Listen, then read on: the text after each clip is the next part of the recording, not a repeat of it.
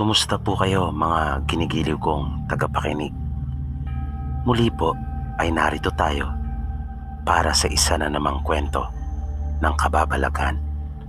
At tulad po ng dati ay hangad ko pong lagi na sana'y abutan po kayo ng pagtatanghal na ito na nasa mabuti pong kalagayan, ligtas sa anumang uri ng kapamakan at karamdaman.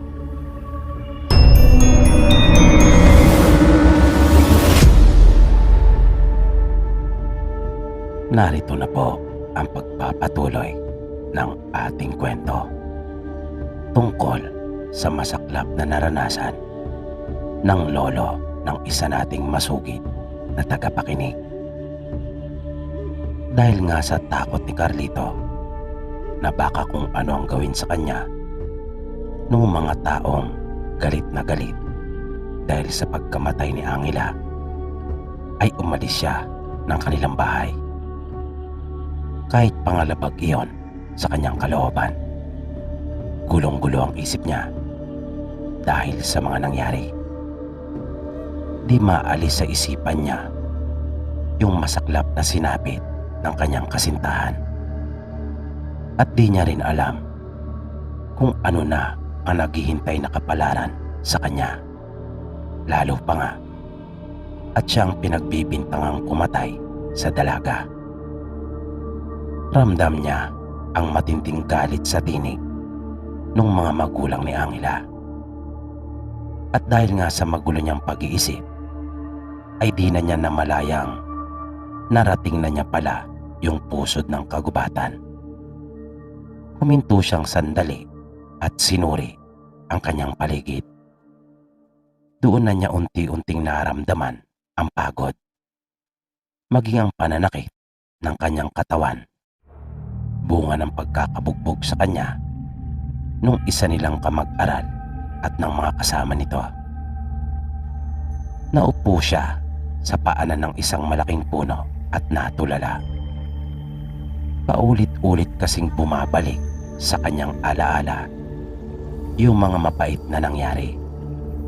Muling tumulo ang mga luha ni Carlito at nagsimula na naman siyang umiyak. Makaraan ang ilang saglit ay may biglang pumasok sa kanyang isipan. Di nagtagal, ang pag-iyak niya ay napalitan ng mga mahihinang pagtawa hanggang sa lumakas iyon ng lumakas at umalingaw-ngaw sa buong kagubatan. Tila nakaramdam siya ng ibayong saya sa naisip niyang iyon, hanggang sa nakatulog na siya. Makalipas ang ilang oras ay nagising si Carlito at mabilis na nilisan ang kagubatan. Naalala niya ang kanyang mga magulang. Nanunot sa balat niya ang lamig, ngunit hindi na niya iyon alintana. Nang malapit na siya sa kanilang bahay, ay nagdahan-dahan siyang lumapit. Nagtago siya muna sa makapal na damuhan at doon ay sumilip. Nakita niya ang kanyang ina at nagtama ang kanilang paningin. Iniangat nito ang isang kamay at tila inaabot si Carlito. Humihingi ito ng tulong. Napatayong bigla si Carlito sa kanyang pinagtataguan at nagmamadaling kumilos para lapitan ang ina. Ngunit biglang natigilan siya nang makita ang isang lalaking may hawak ng palakol at tumama iyon sa likuran ng kanyang ina. Kitang-kita niya sa kanyang mga mata ang sakit na dinanas. Biglang napasigaw si Carlito at napabalikwas. Humihingal siya at tuyong-tuyo ang kanyang lalamunan. Mabilis siyang tumayo at nagmamadaling bumaba ng kagubatan. Parang tambol sa lakas ng pagkalabog ang kanyang dibdib. Matinding pag-aalala ang nararamdaman niya para sa kanyang mga magulang. At habang binabaybay ang daan pabalik sa kanila, ay paulit-ulit niyang inuusal ang mga katagang, "Wag naman po sana." Makalipas ang halos 1 oras, ay malapit na siya sa kanila. Nung puntong iyon, ay halos mabingi na talaga siya sa lakas ng pagkalabog ng kanyang dibdib. Matinding kaba talaga ang naramdaman niya noong mga sandaling iyon. Pero mas lalo pa siyang nagmadali at bigla siyang nanlumo nang makitang nagkatotoong lahat ng kanyang mga kinakatakutan. Napaluhod si Carlito at agad na pumailan lang yung kanyang malalakas na sigaw. Napahagulgol siya at di na napigilan pang lumuha nang makita niyang tupok na ang kanilang bahay at kasamang nasunog ang kanyang ama at ina na magkatabi ang kanilang mga sunog na katawan. Maya-maya pa ay muling sumigaw si Carlito at napalitan ang kanyang mga pag-iyak ng paghalakak. Tumayo siya at lumapit ng bagya sa kanyang mga magulang. Nagpaalam siya sa kanila at humingi ng tawad habang muling umiiyak. Matapos iyon, ay tumalikod na siya at natatawang lumakad palayo. Bawat madaan ng halaman na maisipang bunutin ay kanya iyong binubunot at sinasabi niyang bubunutin niya silang lahat at susunugin rin. Hanggang sa masapit na niyang muli ang pusod ng kagubatan. Natatawa siyang naupo sa dati niyang pinwestuhan. At naramdaman niyang biglang kumalam ang kanyang sikmura. Kaya gumawa siya ng mga pitag para sa mga hayop na lumilipad at gayon din sa mga gumagapang. Di nagtagal ng kanya iyong balikan ay mayroong mga huli na. Ang mga buhay pa na kanyang nahuli ay kanyang inihahampas sa malalaking puno o di kaya naman sa mga bato. At pagkatapos ay tinatanggalan lamang ng balat at balahibo. Noong una ay gumagamit pa siya ng matatalas na bato para hiwain ang mga katawan noon. Ngunit kalaunan ay ngipin na niya mismo ang kanyang ginagamit. Kinakagat na niya ang mga iyon. Mabilis na lumipas ang mga araw na gano'n ang paraan ng kanyang naging pamumuhay. Sa gabi ay tanging liwanag lamang ng buwan ang nagsisilbi niyang ilaw. At kapag hindi ito lumalabas, ay nababalot ang buong kagubatan sa kadiliman. At doon niya madalas na maalala ang mga mapapait niyang karanasan. At sa kalagitnaan ng gabi, ay unti-unting mababasag ang katahimikan ng mga impit na pag-ibig at pag-iyak na kalaunay mapapalitan ng mga malalakas na pagtawa na nabubulabog talaga ang mga hayop sa kagubatan na namamahinga. Habang patuloy na lumilipas ang mga araw, ay unti-unting nararamdaman ni Carlito na lumalakas ang kanyang pangangatawan. At napansin din niyang hindi na siya sinusumpong ng hika. Kaya nasabi niya sa sariling mainam pala talaga ang pagkain ng atay at sariwang karne. At pati talas ng kanyang mata at pandinig ay tila ba naragdagan din. At naging matalas din ang kanyang pakiramdam. Kung kaya nga, hindi na siya gumagamit pa ng mga bitag sa panghuhuli. Sa pamamagitan ng dalawa niyang kamay ay nakakakain siya dahil na rin sa taglay niyang bilis at lakas. Hanggang sa magsawa siya sa mga hayop na karaniwan niyang natitikman doon sa gubat, na para bang nakukulangan na siya, na tila ba mayroon siyang hinahanap. Kung kaya isang gabi ay bumaba siya at nangingiti niyang binaybay yung daan papunta sa bahay nila Angela. At habang papunta doon ay paulit-ulit siyang humingi ng tawad sa dalaga.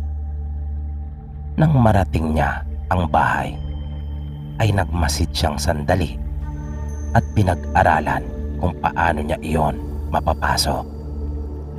Nakakita siya ng lupit sa labas ng bahay at kanya iyong kinuha. Dumaan siya sa likuran ng bahay, dala-dala yung lupit. Nagtaka siya kung bakit parang walang taong naroon, nang bigla siyang nakarinig ng boses. Pamilyar sa kanya iyon. Tatay iyon ni Angela. Mabilis na nagtago si Carlito sa likod ng isang aparador. At tama nga ang kanyang hinala. Papunta ito sa kanyang direksyon at iinom ng tubig sa kusina. Nang lumampas ito ng bagya sa kanya, ay agad niyang sinunggaban. Hawak ang lupit at agad niya iyong ipinulupot sa leeg nito. Nagawa niya itong maibuwal sa sahig na panay ang pagpupumiglas ng tatay ni Angela na nagmamakaawa. Ngunit tila bingi na si Carlito at paulit-ulit niyang binabanggit ng salitan ang mga katagang, "Pinatay niyo ang magulang ko at di ako ang pumatay sa nobya ko." Na doon pa lang siya nagkaroon ng ideya kung sino ang umatake sa kanya, na hindi niya talaga namukhaan si Carlito dahil sa nagbago nitong anyo. Muling nagsalita at nagmakaawa ang tatay ni Angela at sinabing hindi siya ang pumatay sa mga magulang ni Carlito, kundi yung tatay ng isa nilang kamag-aral at mga magulang ng kabarkada nito, na siya rin umanong nagsumbong sa kanya tungkol sa nangyari. Kanya pa nga raw silang inawat, ngunit hindi siya pinakinggan, na agad daw inundayan ng taga ang kanyang ina.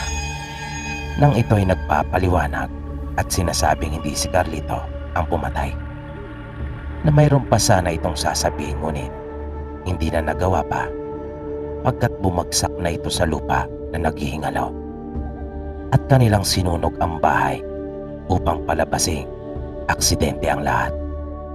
Dahil doon ay biglang napaisip si Carlito at kumalma. Naramdaman naman niyang totoong lahat nang lumabas sa bibig nito. Kaya kanya na itong iniwan, ngunit marin niyang sinabi na hindi siya ang pumatay sa kanyang nobya. Dagdag pa niya, hindi niya magagawa ang bagay na iyon sa dalaga pagkat nagmamahalan sila. Sinabi pa niyang huwag itong mag-alala pagkat ipaghihiganti niya si Angela. Paglabas niya ng bahay ay kanya pang dinampot yung malapad na sombrero nitong ginagamit sa bukid at nagmamadali na siyang umalis. Doon siya dumaan sa kabilang direksyon, na mas pinili niya yung masukal na daan upang hindi siya kagad masundan kung sakali mang magbalak itong habulin siya. Nang paakyat na siya sa gubat ay may namataan naman siyang isang lalaki at abala nitong hinihila ang isang kalabaw. Biglang nag-init ang pakiramdam ni Carlito pagkat naalala niya yung nangyari sa tatay niya noon, na ninakawan sila ng kalabaw. Kaya hindi na siya nagdalawang isip pa at agad niyang nilundag yung lalaki. Mabilis na lumapat yung likod nito sa lupa na hindi na binigyan pa ni Carlito ng pagkakataong makabangon. Sinakmal niya kagad ito sa leeg matapos niyang hawakan ito sa buhok at itingala. Sumirit at nagtilamsikan kaagad ang dugo nito matapos na mahagip ni Carlito ang malaking ugat sa leeg. At animoy, uhaw na uhaw niyang sinipsip iyon.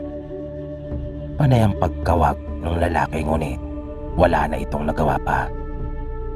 Mabilis na namutla ang kanyang muka at tirik ang mga matang binawian ng hininga. At nang mapansing wala na yung buhay, ay saka palang humintong sandali si Carlito at suminghap-singhap sa hangin. At pagkatapos ay muling sinipasip yung leeg nung pobreng magnanakaw ng kalabaw. Nang mapawi ang kanyang uhaw sa sariwang dugo, ay tila ba hindi pa rin nakontento at iba naman ang hinahanap. Kung kaya, kanya namang isinunod ang mga laman loob nito. Gamit ang matatalim na ngipin, ay madali niyang napunit ang balat nito at buong pananabik niyang nilantakan ang mga iyon na pagkaminsan ay kanya pang iniaangat sa hangin at ibinibitin at sa kanya kakainin. Makaraan pa ang ilang sandali ay namalaya na lamang ni Carlito ang kanyang sarili na dumidila pa sa kanyang mga daliri. Bigla siyang napatingin sa kanyang paligid pagkat mayroon siyang naramdaman. Kaya mabilis na niyang nilisan yung lugar at tinahak yung masukal na daan pabalik doon sa kagubatan. Napakagaan ng kanyang pakiramdam. At napansin din niyang tila nadagdagan pa ang kanyang lakas. Ngunit biglang nag-iba ang kanyang paningin. Naging kulay pula ang buo niyang paligid at ibang-iba kaysa dati. Pero mas nagustuhan niya iyon. At dito po, pansamantalang nagtatapos ang ating kwento. Muli, sana po ay inyong nagustuhan.